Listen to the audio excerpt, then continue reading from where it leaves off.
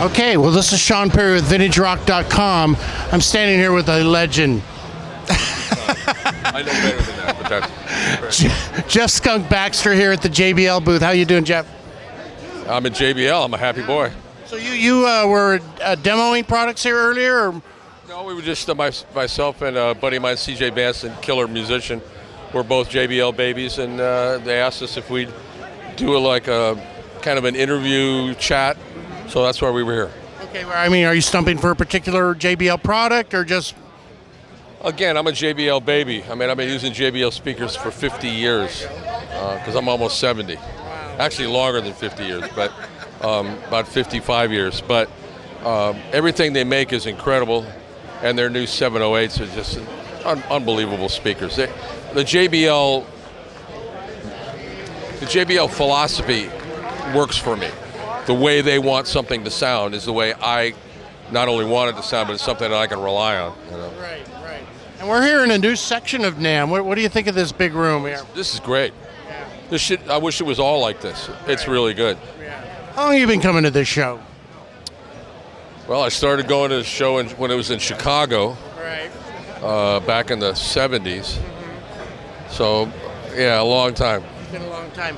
Now, of course, you're known for your work with Steely Dan and the Doobie Brothers. What are some of your memories of playing with Steely Dan, for example? What was a highlight of that for you? That's a hard one.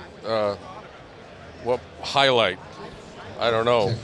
But Simpsy, come here.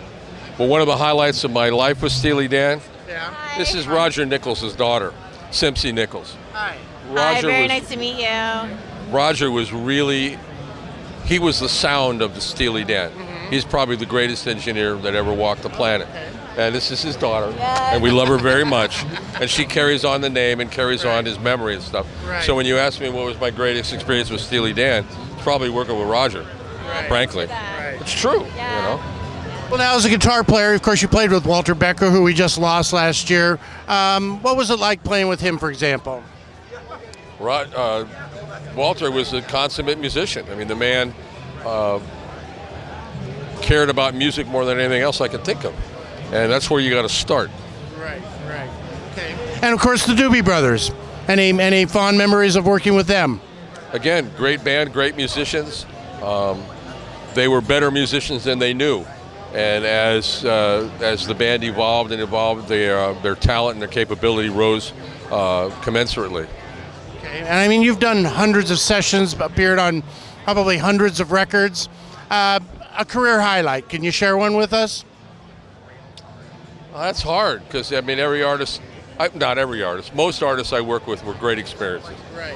And as a studio musician, that was a joy because you got to play with a lot of folks, and it built up they put more arrows in your quiver. The more people you work with, the more experience you have, the more eclectic you can be, the better you can service your clients, you know, as a studio guy. So it's hard to say, you know, it kind of all mushes together, you know. So are you endorsing any other products here at NAMM? Any guitars, or what are you playing these days? Well, I've been doing a lot of work with D'Angelico. Okay. I own a couple of original D'Angelico guitars.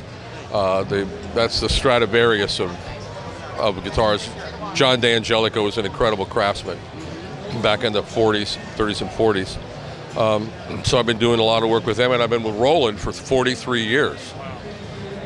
An incredible group of people, love the company. It's been like family for me for, God, yeah. Excellent. So what are you doing musically these days?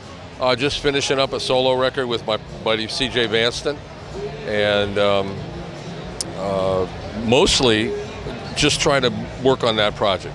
I'm doing a little bit of studio work here and there, some producing, but I don't have a lot of time because my day job keeps me busy too. So. Right. Well, now you brought up CJ Banston, and I think the last time I saw you and him, you were at that Keith Emerson tribute. Yes. Yeah.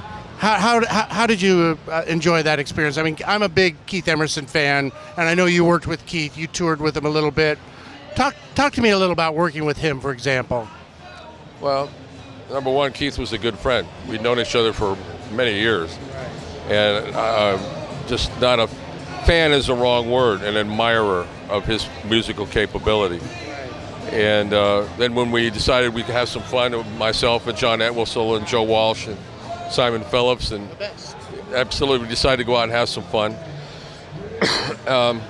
And we were just really good friends. And when he passed away, I've lost a lot of good friends, but that was one that hit pretty hard.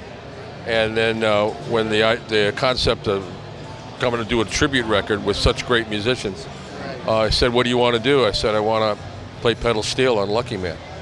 And I was having a hard time.